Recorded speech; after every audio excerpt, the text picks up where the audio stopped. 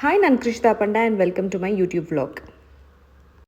ಇದು ನನ್ನ ಮೊದಲನೇ ಗೌರಿ ಗಣೇಶ ಹಬ್ಬ. ಮೊದಲನೇ ಸತಿ ಮನೇಲಿ ಕೂರಿಸಿ ಮಾಡ್ತಿರೋದು. ನಮ್ಮ ಕೊಡಗಲ್ಲಿ ಇದೆಲ್ಲ ಪದ್ಧತಿ ಇಲ್ಲ, ಸೊ ನಂಗೆ ಅಷ್ಟೇನೂ ಅದ್ರ ಬಗ್ಗೆ ಗೊತ್ತಿರಲಿಲ್ಲ. ಸೊ ಅಲ್ಪ ಸ್ವಲ್ಪ ಎಷ್ಟು ಗೊತ್ತೋ ಆನ್ಲೈನ್ ನೋಡಿ ಆ್ಯಂಡ್ ಅಫ್ಕೋರ್ಸ್ ಅನು ನನಗೆ ಸ್ವಲ್ಪ ಹೇಳಿದ್ಲು. ಅದನ್ನೆಲ್ಲ ನೋಡಿಕೊಂಡು ನಾನು ಪೂಜೆಗೆ ಏನೇನು ಬೇಕು ತೊಗೊಳಕ್ಕೆ ಹೋಗಿದ್ದೆ.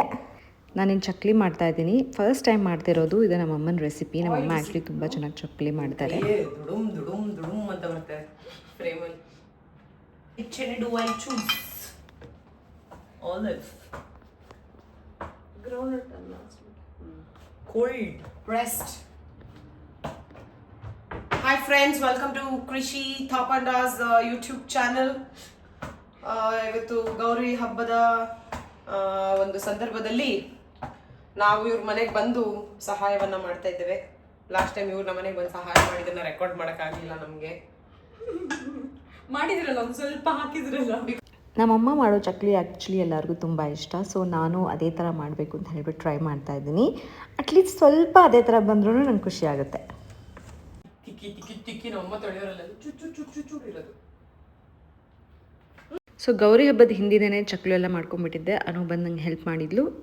ಗೌರಿ ಹಬ್ಬದ ದಿನ ಬೆಳಗ್ಗೆನೇ ಎದ್ದು ನಾನು ದೇವ್ರ ಸಾಮಾನು ಪೂಜೆಗಳೆಲ್ಲ ತೊಳ್ಕೊಂಡು ಕ್ಲೀನ್ ಮಾಡ್ಕೊತಾ ಇದ್ದೀನಿ. ಆ್ಯಂಡ್ ನಮ್ಮ ಹೌಸ್ ಹೆಲ್ಪ್ ಕೂಡ ಸ್ವಲ್ಪ ಬೇಗನೆ ಬಂದಿದ್ದರು. ಅವರು ನಂಗೆ ಹೆಲ್ಪ್ ಮಾಡಿದ್ರು ಅವತ್ತು ತುಂಬ. ಆ್ಯಂಡ್ ದೆನ್ ಮನೆಗೆ ಫ್ಲವರ್ ಡೆಕೋರೇಷನ್ ಎಲ್ಲ ಮಾಡೋಕ್ಕೆ ಶುರು ಮಾಡಿದೆ. ಕೆಲವೊಂದು ಐಡಿಯಾಸ್ನ ಆಲ್ರೆಡಿ ಪ್ರಿಂಟ್ರೆಸ್ಟಲ್ಲಿ ಸೇವ್ ಮಾಡಿಟ್ಟಿದ್ದೆ, ಅದನ್ನ ನೋಡ್ಕೊಂಡೆಲ್ಲ ಮಾಡ್ತಾಯಿದ್ದೆ. ಆ್ಯಂಡ್ ಈ ಒಂದು ಫ್ಲವರ್ ಸ್ಟ್ರಿಂಗ್ನ ನಾವು ಯೂಶ್ವಲಿ ಒಂದು ಆಂಟಿ ಹತ್ರ ಹೂ ತೊಗೊತೀವಿ, ಅವ್ರ ಹತ್ರನೇ ಎಲ್ಲ ಮಾಡಿಸಿದ್ದು ನಾನು.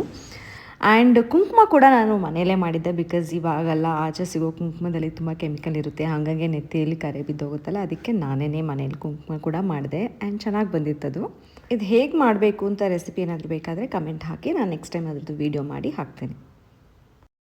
ಸೊ ಅಷ್ಟೊತ್ತಿಗೆ ಅನು ಕೂಡ ಮನೆಗೆ ಬಂದಳು. ಅವಳು ಕಿಚನಲ್ಲಿ ನಂಗೆ ಹೆಲ್ಪ್ ಮಾಡ್ತಾಯಿದ್ಲು. ನಾನು ಮಂಟಪ ರೆಡಿ ಮಾಡೋಕ್ಕೆ ಶುರು ಮಾಡಿಕೊಂಡೆ, ಎಲ್ಲ ಅರೇಂಜ್ ಮಾಡೋಕ್ಕೆ.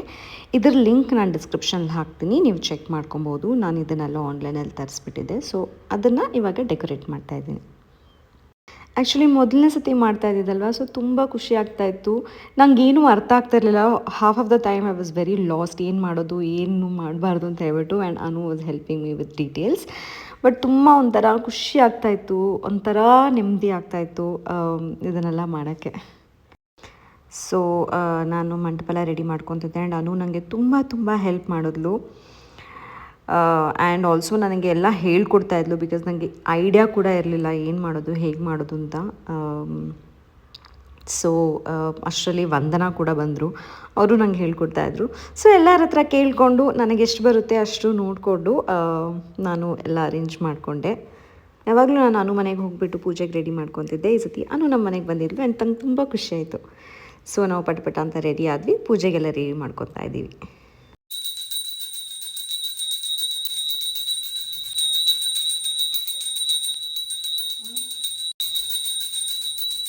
ಫಸ್ಟ್ ಟೈಮ್ ಮಾಡಿದ್ದಲ್ವಾ, ಅದಕ್ಕೆ ನಾನು ತುಂಬ ಜನನ ಕರೆದಿರಲಿಲ್ಲ. ಒಂದು 4-5 ಜನ ಬಂದಿದ್ದರು. ಬಟ್ ತುಂಬ ಚೆನ್ನಾಗಿತ್ತು, ತುಂಬ ಇಷ್ಟಪಟ್ಟು ಮಾಡಿದೆ, ಮನಸ್ಸಿಗೆ ತುಂಬ ನೆಮ್ಮದಿ ಸಿಕ್ತು.